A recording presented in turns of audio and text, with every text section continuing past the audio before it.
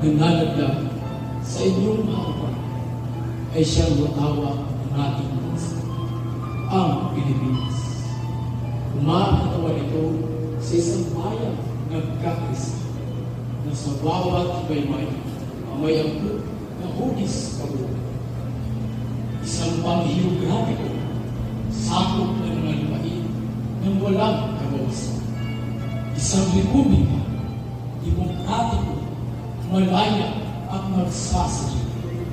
Ito'y siyang sagisag ng pambansang kalayaan na nagsasalarawan sa lahat ng kakin-akin at dinadakilang sa buhay ng Pilipino.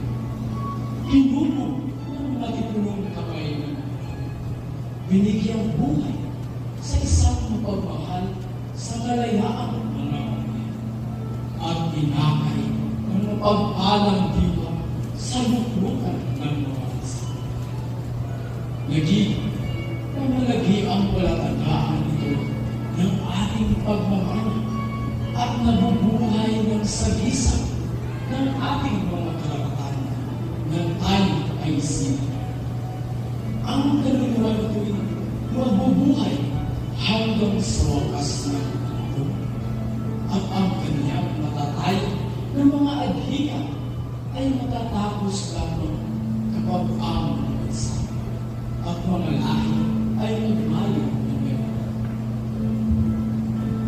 Ang araw ay nangangahulugan ng walang hanggang buhay ng ating bansa at sa isang ng malagiang liwanag na umapamuhay sa kapalaran ng ating tayo.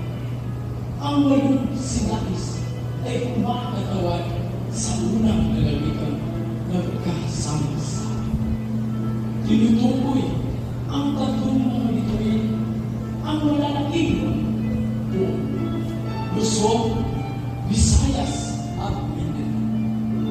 Nakakinahindog sa atin ng kalikasan ayon sa kalooban ng buong may kapal.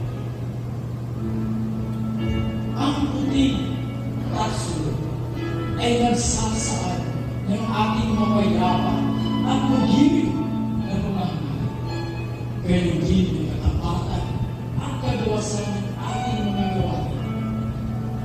At ng tatlong simulain ng masunere, pagmamahal